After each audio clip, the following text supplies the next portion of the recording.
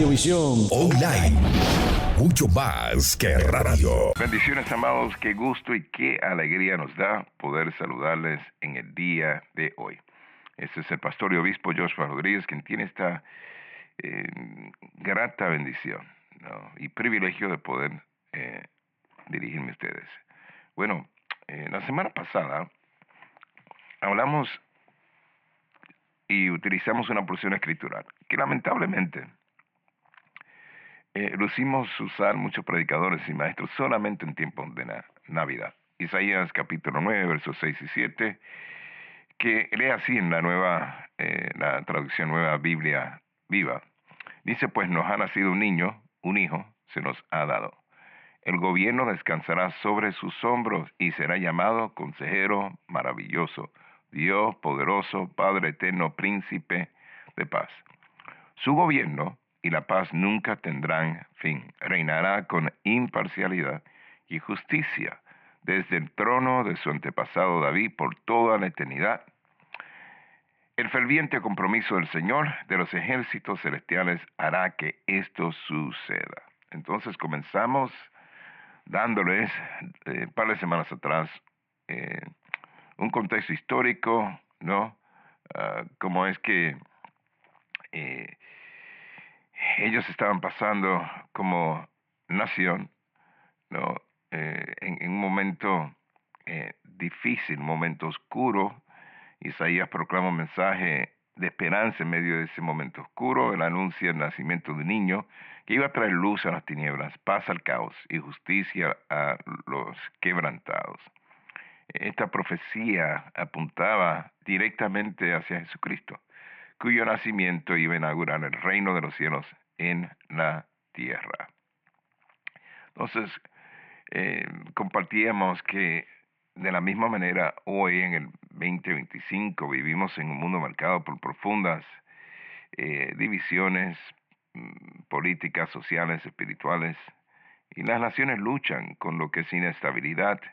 Comunidades están fracturadas y las familias sienten el peso de todo lo que es una incertidumbre, incluyendo nosotros, ¿no?, que vivimos aquí en los Estados Unidos de América. Ese era el mundo marcado por Isaías capítulo 9. Específicamente en los Estados Unidos de América, la polarización y división es particularmente impactante, con ciudadanos que a menudo se encuentran en desacuerdo, no solo por ideologías políticas, sino también por valores y creencias fundamentales. La iglesia, no obstante, se supone que debe ser un faro de unidad y amor, pero no somos inmunes a esas fracturas. También la iglesia en los Estados Unidos de América, evangélica, enfrenta conflictos internos, disputas doctrinales y visiones diferentes sobre cómo interactuar con un mundo fragmentado. Entonces, compartíamos un par de semanas atrás sobre, ¿no?, la introducción, y luego miramos esta profecía de Isaías, mirando a Dios como consejero maravilloso. Hablamos de la necesidad en algunos momentos de una intervención terapéutica, pero el hecho es que Dios es nuestro consejero maravilloso, y aunque las generaciones de hoy son extremadamente frágiles, todo lo que es la generación de los millennials, generación Z, son muy, muy frágiles emocionalmente, y hay que enseñarles que Dios es nuestro consejero maravilloso, y aunque hay momentos para una intervención terapéutica, el mejor terapeuta y el mejor consejero se llama Jesucristo, ¿no? Entonces, hablamos también la semana pasada sobre esta característica de Dios poderoso, y hoy queremos, y las próximas semanas, hablar de lo que significa ser Dios un Padre eterno, ¿no? Y terminamos la semana pasada hablándoles sobre, ¿no?, estos dos títulos o funciones, lo que algunos llaman paternidad y otros paternalismo. Son dos cosas diferentes, ¿no? Alvin Toffler, un futurista, dijo, un profeta, ser un futurista es diferente. Un profeta es uno que siempre está pensando en el futuro, escribiendo sobre el futuro. pero no desde una perspectiva no apostólica, profética, sino secular. Él dijo, y cito, los analfabetos del siglo XXI no serán aquellos que no puedan leer y escribir, sino aquellos que no puedan aprender, desaprender y reaprender. O sea, que si no estamos dispuestos a aprender, desaprender cosas que nos enseñaron mal y reaprender cosas nuevas, nos podemos quedar atrás. Entonces, una cosa es paternidad, otra cosa es paternalismo. Y quiero decirles proféticamente que hay una hambruna en la tierra por paternidad. Algunos años atrás, no, más de 10 años atrás, pude escribir un libro titulado El corazón del padre. Está en español y en inglés en Amazon. Y este libro realmente es un exégesis de todo lo que es el capítulo 15 del libro de Lucas, el Evangelio según San Lucas. Y en esencia, hago el argumento de que hay 5 perspectivas dentro de ese capítulo, específicamente dentro de la parábola de los 2 hijos. ¿No? Algunos le llaman la parábola del hijo pródigo, pero eso es un titular, ¿no? de empresas traductoras. Es una historia de 2 hijos pródigos. Uno se fue de la casa y el otro se quedó. Hago el argumento de que fue pródigo el que se quedó también porque está bien confundido en su identidad y su corazón estaba muy alejado de lo que era el corazón del padre de la casa y aún tenía un lente distorsionado de la paternidad auténtica de Dios. Entonces, en el libro comparto 5 lentes diferentes, no voy a entrar en eso ahora, pero como referencia, hago la distinción entre lo que es paternidad y lo que es paternalismo. Permítame darles una definición para ambas. La paternidad, no, en esencia, es la capacidad de dirigir, equipar y elevar estratégicamente a personas, hijos, hijas, de tal manera que cumplan con su propósito y destino en Cristo Jesús. Todo lo que Dios los puso aquí en la tierra para realizar, cuando usted es papá, mamá, usted los prepara, los equipa, los eleva para que no solamente reciban, ¿no?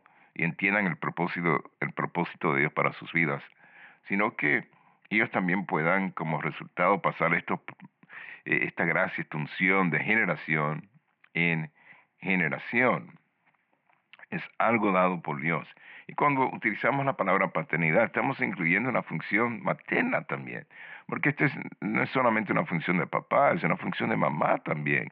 O sea, así como la Biblia cuando dice, vosotros, los padres, criar a vuestros hijos, está hablando de padres y madres. Y estamos utilizando la palabra paternidad dentro de ese cuadro contextual. Hombres y mujeres que hacen un trabajo de instruir, de preparar, de equipar, de validar, de afirmar a sus hijos, ¿no?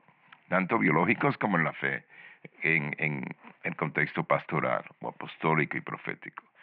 Ahora, el paternalismo, en contraste, es una aberración de la paternidad.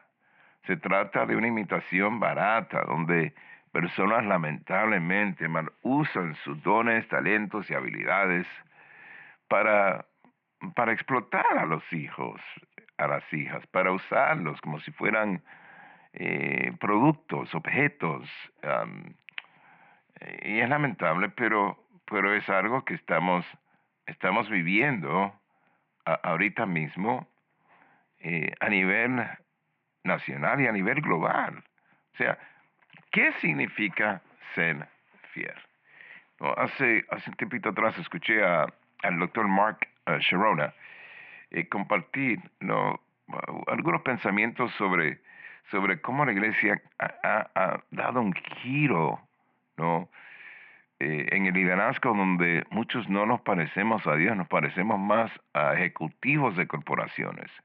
Entonces, miren, Mark dice que el enfoque, ¿no? Cuando entramos en todo este mover de iglesia crecimiento, en los 70s, los 80s y luego los 90s, vimos a la iglesia moverse de un promedio de 70 personas, 80 personas, ¿no? En una congregación, a 150, 300 personas, 500 personas, 1000 personas. Las congregaciones en muchas partes de la nación y el mundo, ¿no? Y comenzaron a experimentar un crecimiento extraordinario de 1000 a 2000, 5000, 10000, 20000, 30000, hasta 40000 personas en una congregación. O sea, algunos abrazaron el modelo de César Castellanos en Colombia, no el modelo de 12, y se nos olvidó a algunos porque prácticamente adoraban el número 12, algunos lamentablemente, el cuerpo de líderes más poderoso que ha vivido sobre la tierra en lo que ha sido influencia e impacto, no fue un equipo de 12, fue un equipo de 13, porque Jesucristo era el líder y tenía 12 hombres que él estaba mentoreando y preparando por 3 años y medio aproximadamente. Entonces, el equipo era 13. Pero ¿por qué no usamos el número 13? Les sugiero que muchos no utilizan el número 13 porque en su interpretación bíblica han llegado a la conclusión de que el número 13 no tiene un simbolismo bueno, sino un simbolismo negativo.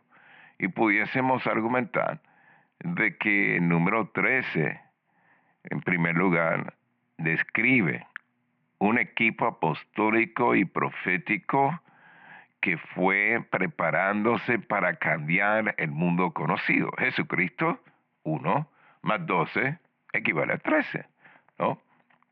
A veces se nos olvida de que cuando hablamos de numerología, está basada en muchas interpretaciones no subjetivas. O sea, es lo que yo pienso, no es necesariamente que la Biblia dice tal es esto de una manera definida, pero sí, a veces algunos utilizan el número 12 como número de gobierno. Sí, se puede utilizar 12 discípulos, 12 tribus, 24 ancianos, 2 más 12, pero la verdad es que el equipo de Cristo eran 13. Ahora, usted puede interpretar eso como, ¿no? Usted quiera en base a su preferencia, pero mi punto es de que el equipo que se levantó era un equipo de 13. Ahora, lamentablemente, dentro de ese iglesia crecimiento hubo mucha superficialidad. La pregunta es cómo sabemos esto. Bueno, porque alrededor del mundo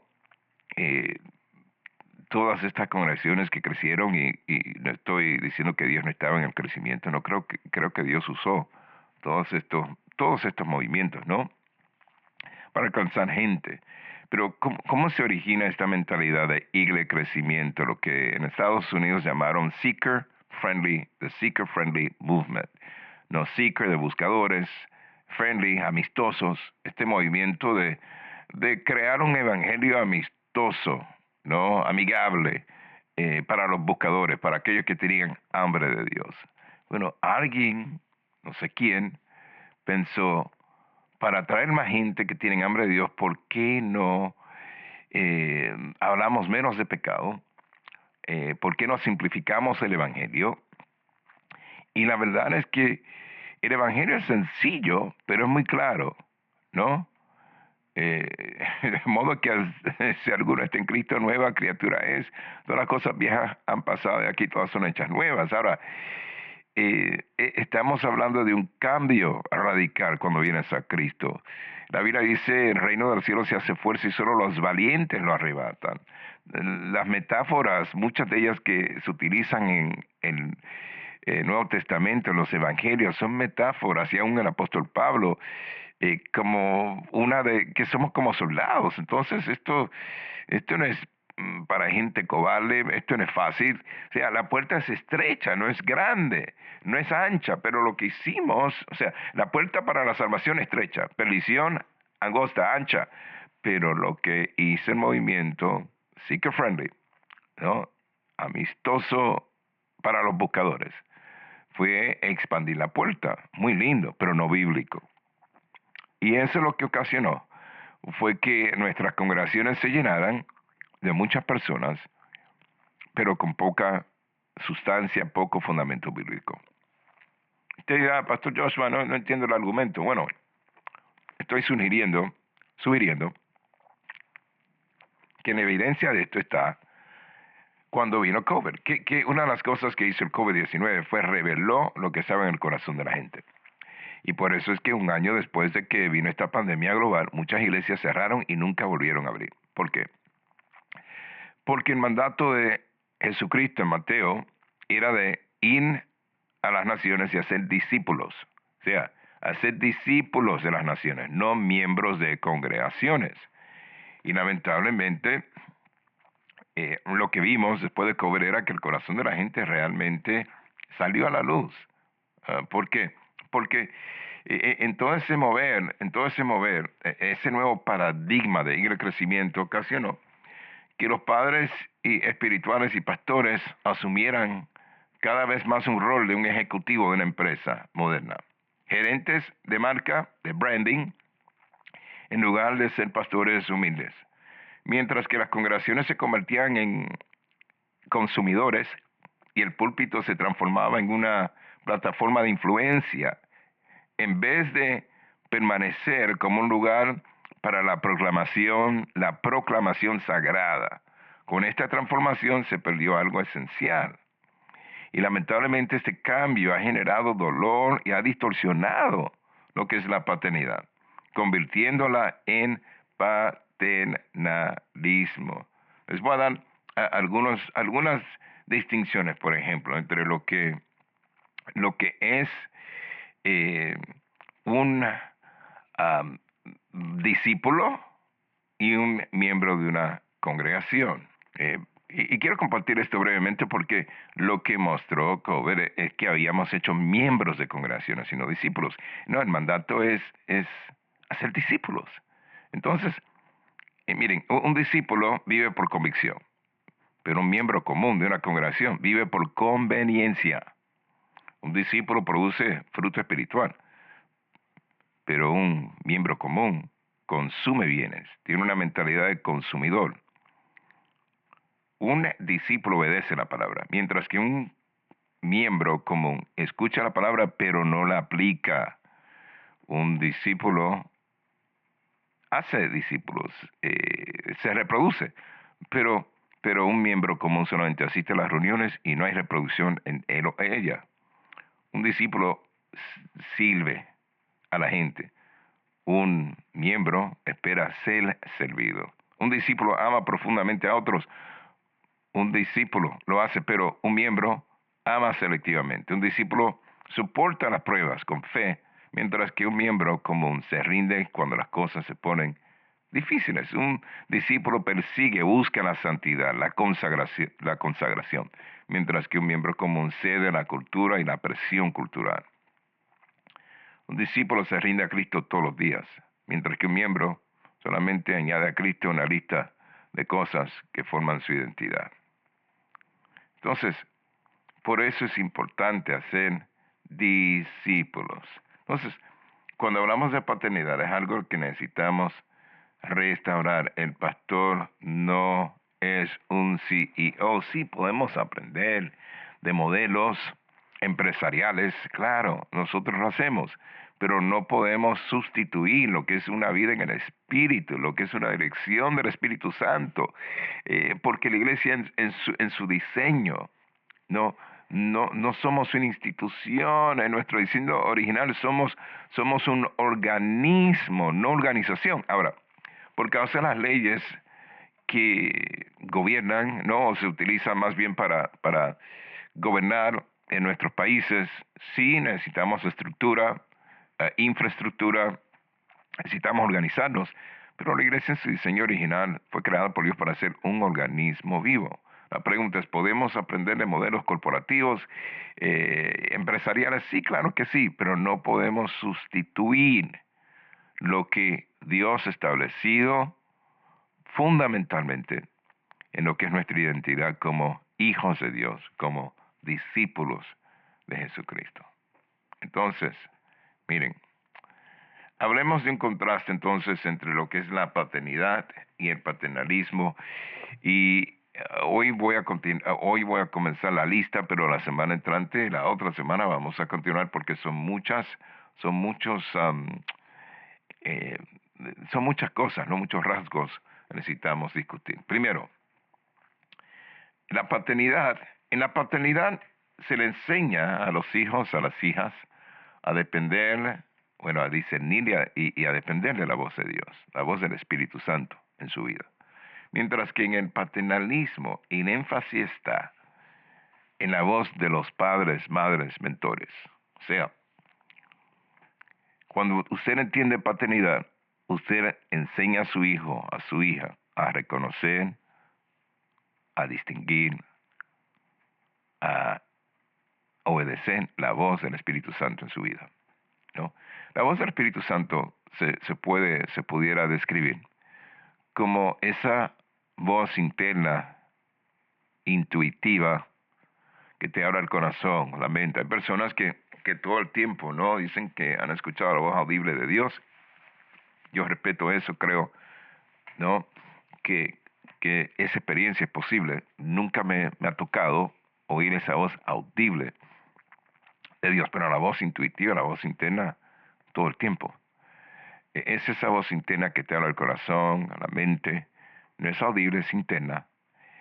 Y nuestro trabajo como padres, madres, es enseñarles a nuestros hijos desde pequeño a discernir esa voz intuitiva de Dios. Ahora, la manera principal por medio del cual Dios nos habla a sus hijos y a sus hijas es a través de la Biblia, la palabra escrita de Dios.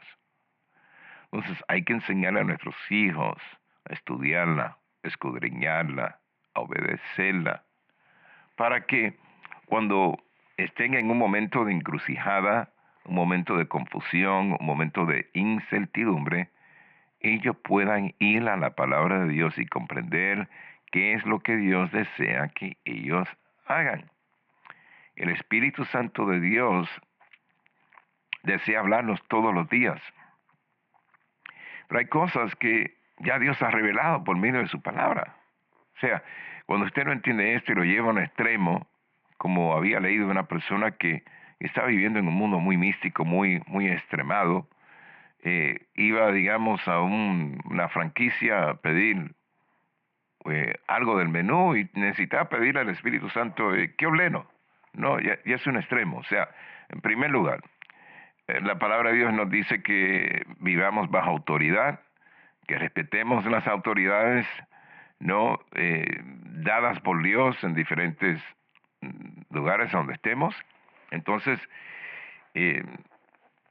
si estoy en un lugar y voy a comer algo y una autoridad que es un médico ya me ha dicho, mira, si quieres tener una vida larga y próspera, necesitas abstenerte de comer estas cosas, porque si continuamente lo haces, te va a afectar la salud y te puede dar diabetes, por lo tanto, necesitas una dieta. Y yo persisto y oro, no, Padre, en el nombre de Jesús, ato todo reporte, escúcheme bien.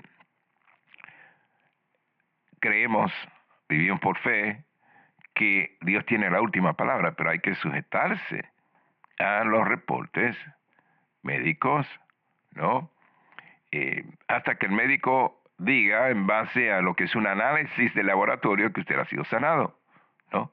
Entonces, sí, no ignoramos el hecho de que Dios hace cosas extraordinarias, pero si el médico te dice, no puedes, ¿no?, tener una dieta con muchas cosas saladas y te expones y te enfermas, entonces no fue el diablo que te enfermó, fue la falta de sometimiento a una autoridad establecida por Dios. Entonces, Hay cosas por las cuales debemos orar y hay cosas que no. Ahora, cuando usted es inseguro, insegura y quiere controlar, quiere manipular, entonces le enseña a su hijo, a su hija, que la voz más importante en su vida no es la voz de Dios. No es su voz, es mi voz. Y eso es peligroso, porque cuando la voz más fuerte en la vida de una persona no es la voz del Espíritu Santo, esas personas son blancos, son targets para la manipulación, el rejuego y el control. Por eso es que hay ministerios que existen. Bueno, ni les puedo llamar ministerios. Hay cosas que parecen ministerios, parecen gente de Dios, y su hace es manipulación, control, hechicería, brujería, pero todo está disfrazado como que son de Dios.